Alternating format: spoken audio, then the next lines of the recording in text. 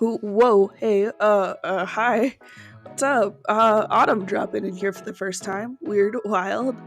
We got a speed paint today. Let's go straight into it. So, it's been a while since I made a properly edited video. Kinda wanted to go all in on videos lately, considering art is my one and only true love in the long run.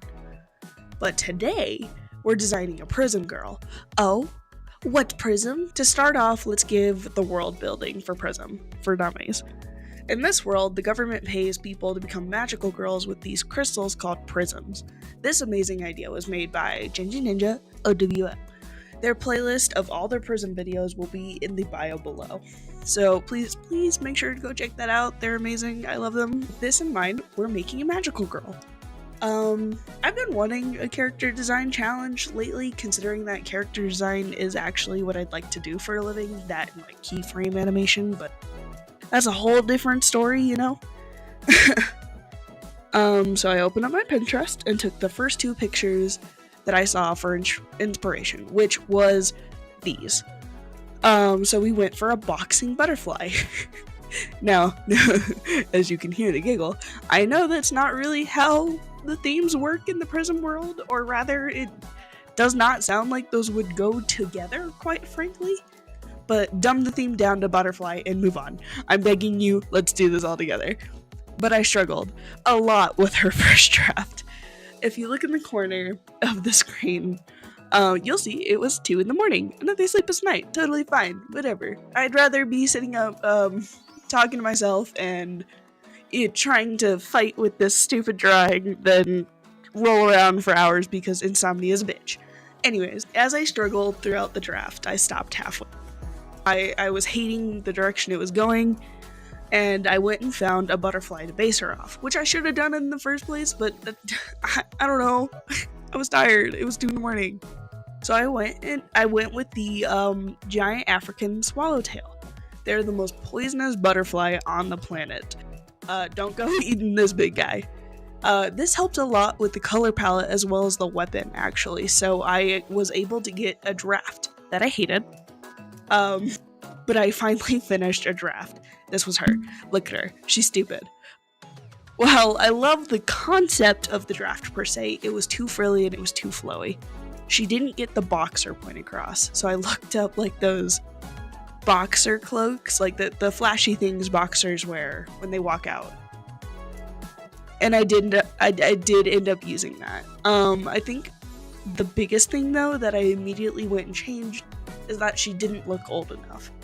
Maybe it's a little weird, but going into this, I wanted to make a more or less seasoned magical girl. A retired ex-boxer that was super sweet and has twins.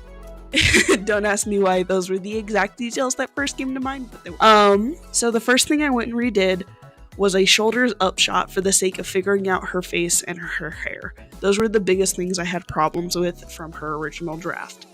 I looked up boxer braids. They always have those tight braids to keep their hairs out of their face, and I really struggled because I still wanted an homage to the butterfly antenna. So I did 2 bangs with like the sharp, straight edges at the end to mock her civilian form. Don't worry, we'll talk about that a little bit later and you'll get to see it.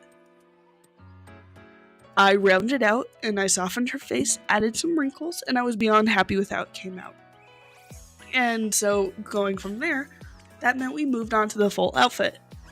I know I wanted to remove all the frilly, the way it went out, like I wanted it to be more down and centered per se. So I removed the longer ribbons on the cloak and they got booted so fast. They were gone. They went into the ether. I moved them onto her gloves instead. When you look up boxer gloves, if you look like in the palm, there's like a swirl. I don't know how to explain it. There's like a swirl. There'll be a picture on screen. I know there will be. But so it was very easy to put those like long ribbons to mimic the ends of the butterfly wings on the gloves instead, and they wouldn't really get in the way of her. They weren't super long, so I felt like it was relatively easy.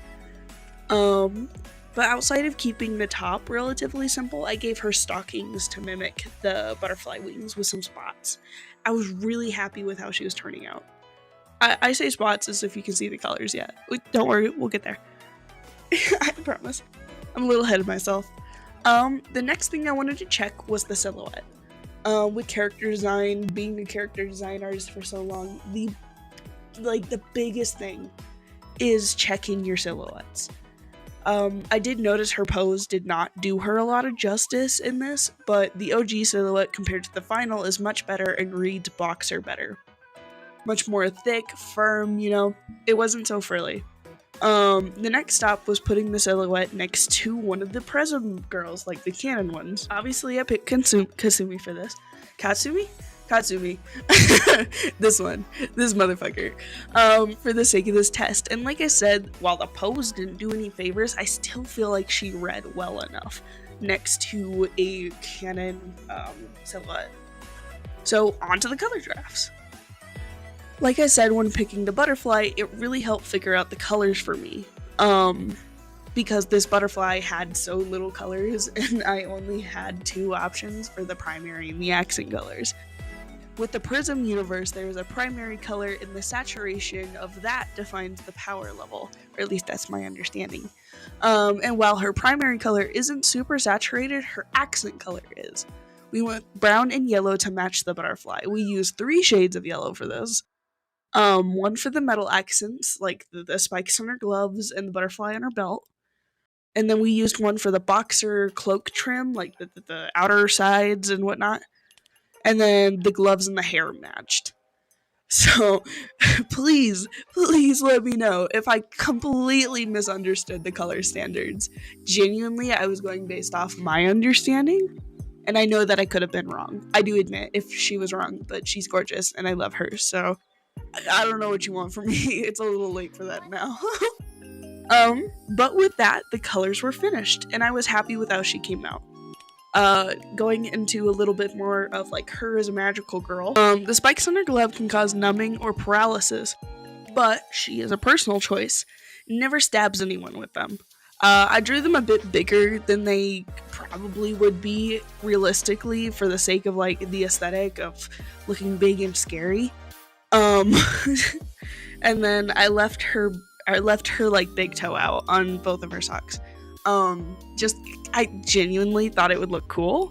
Like, also it was an excuse to like show off her messy nail paint job from her twins, because her twins like to paint her nails.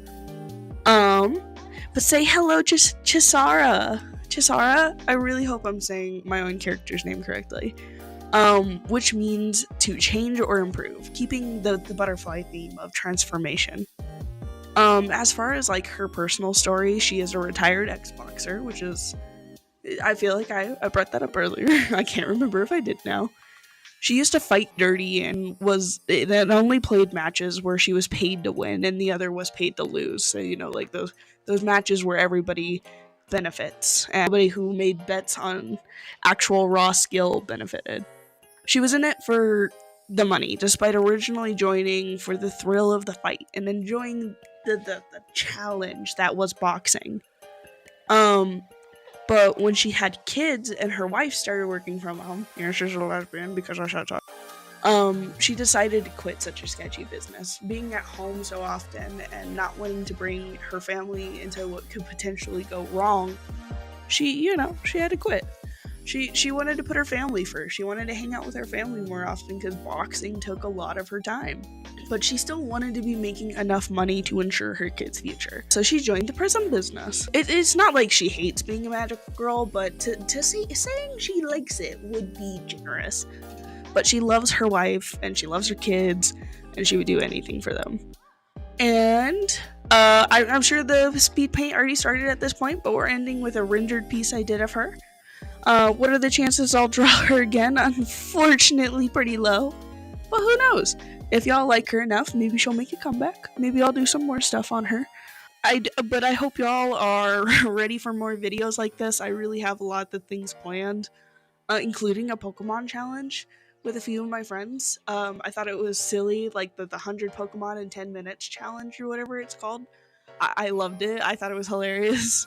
We're gonna go get tattoos. We're also gonna have a more personal challenge, not personal challenge, personal video soon for the sake of just laying out grounds of where the channel's going now. I know my YouTube's been kind of dead versus like, my Twitch, but I definitely really want to like hammer down on my YouTube and start working with it more often.